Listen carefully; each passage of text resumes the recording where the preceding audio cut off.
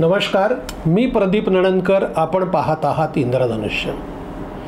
काल नांदेड जिल्ह्याच्या शासकीय रुग्णालयामध्ये 24 तासात 24 रुग्ण दगावले. त्यापैकी 12 नवजात अर्भकवती छोटी मुलं होती. या रुग्णालयाची जी क्षमता आहे 600 खाटाची, तर 1200 रुग्ण तिथं दाखल आहेत. 70 रुग्ण अत्यवस्थ आहेत असं तिथल्या अधिष्ठाताने सांगितलं. आता हे सगळी आकडेवारी हे पाहिलं ना, आपल्याला धक्का बसतो. ठाण्यात 18 जण मृत्यू झाले होते. त्याच्यानंतरची ही दुसरी मोठी घटना आहे.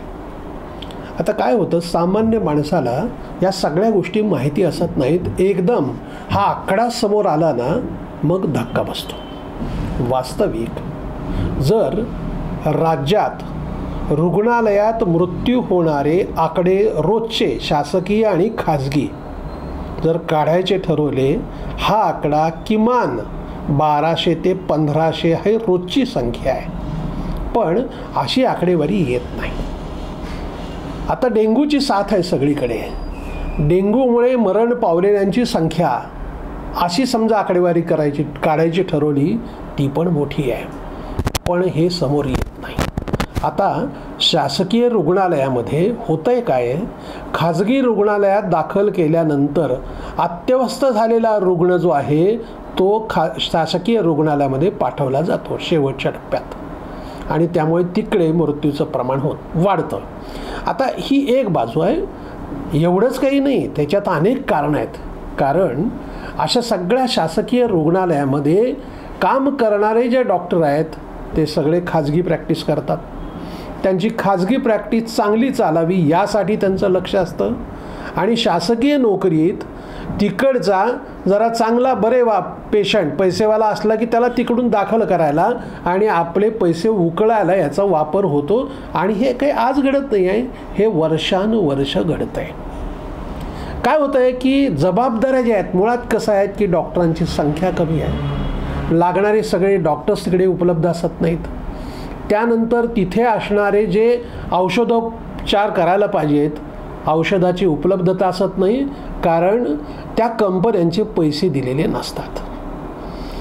तिथली जी असणारी यंत्रसामुग्री आहे ना, ती यंत्रसामुग्री बिघडलेली असते. ती दुरुस्त असत नाही, दुरुस्त केली जात नाही, कारण दुरुस्त करणाऱ्या कंपन्यांचे पुन्हा पैसे दिले जात नाहीत. अशी कारणं मागील पानावरून पुढे असं चालू आहेत. सरकार कुठलंही असलं तरी ह्या बाबी घडतात आणि म्हणून ही आकडेवारी समोर येते.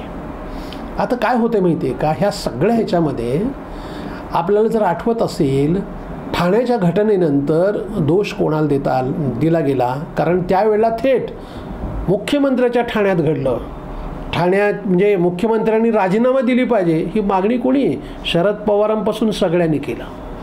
आणि मग जेव्हा सत्ताधाऱ्यांनी सगळी आकडेवारी काढली, गोवारी हत्याकांड झालं तेव्हा तुम्ही का नाही राजीनामा दिला, असं सगळं मग त्याला पॉलिटिकल स्वरूप आलं. मग आता हे बोलती बंद झाली आहे. एक सहज मला किस्सा आठवला, काही वर्षापूर्वीचा जुना किस्सा आहे की दोघं नवरा बायको हे दोघं नाकाने नकटे होते, दोघे पण. आणि त्यामुळं एकमेकांना ते त्या काळात बायको नवऱ्याला चिडवणं मर्यादाच की हो, पण नवरा मात्र बायकोला म्हणायचा ए नकटे असं कर, ए नकटी तसं कर. त्या बिचारीच्या मर्यादा असायच्या नवऱ्याला बोलायला, कारण दोघंही नकटे होते. एकदा काय झालं, घरी पाहुणे आले आणि पाहुणे आल्यानंतर त्यांना जेवायला वाढ, अमुक कर, ए नकटे अमुक कर, ए नकटे, सारखं तो नकटे नकटे म्हणायला लागला. तिला पण राग आला. आता जेवायला वाढ, जेवायला बसायचं म्हटल्यानंतर तिला राग आली. आणि बरं त्या काळात जुन्या ती बिचारी तर काय बोलणार. आणि तुम्ही, तिला असं म्हणायचं होतं, मला नकटे म्हणता, तुम्ही नाहीत का नकटे, हे त्या नवऱ्याच्या लक्षात आलं. आणि तो काय म्हणाला, मी नंतर बसतो जेवायला, आता ह्यांना वाढ. आणि सावधपणे त्यांनी आपली सुटका करून घेतली. हे उदाहरण एवढ्यासाठी सांगतोय, सरकारं बदलली जातात परंतु त्यांचा व्यवहार तसाच असतो. काहीही तसूभर बदल होत नाही. शासकीय रुग्णालयांच्या व्यवस्थामध्ये आता आम्ही पत्रकारितेमध्ये गेल्या 30-32 वर्षापासून पाहतो आहोत, मागील पानावरून पुढे चालू. वर्षानुवर्ष सोनोग्राफी मशीन बंद, एक्सरे मशीन बंद, MRI मशीन बंद, डॉक्टर्स नाहीत, औषध नाहीत, अशाच बातम्या कराव्या लागतात.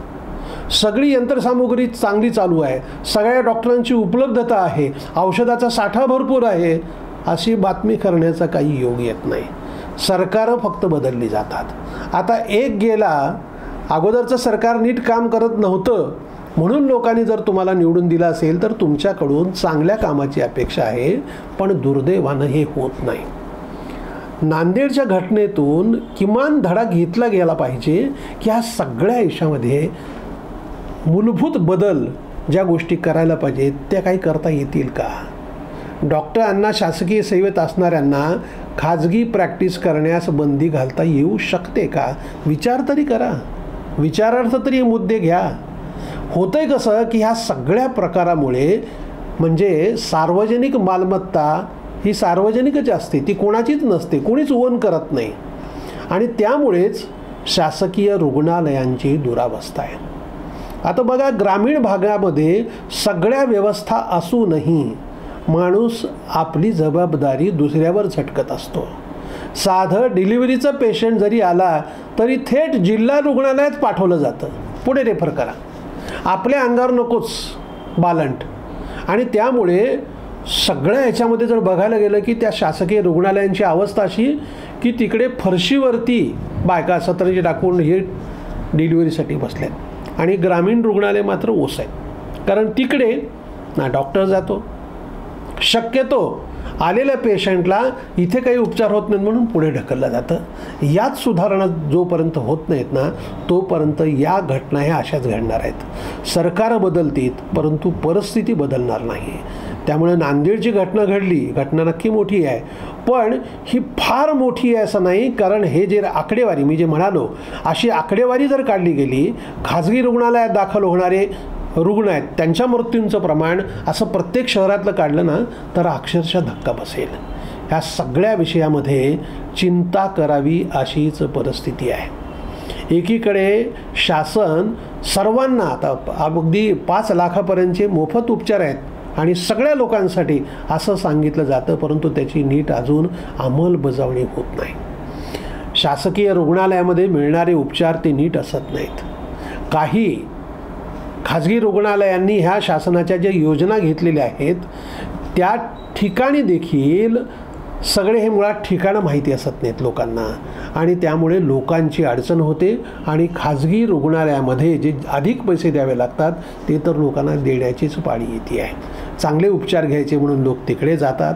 असं हे वर्षानुवर्ष चाललं आहे. यात कधी बदल होणार? म्हणजे सरकार बदललं तर किमान याही गोष्टी बदलल्या पाहिजेत, परंतु दुर्दैवाने हे होताना दिसून येत नाही. धन्यवाद. आपल्याला हा जर व्हिडिओ आवडला असेल तर तो लाईक करा, फॉरवर्ड करा व सबस्क्राईब करा.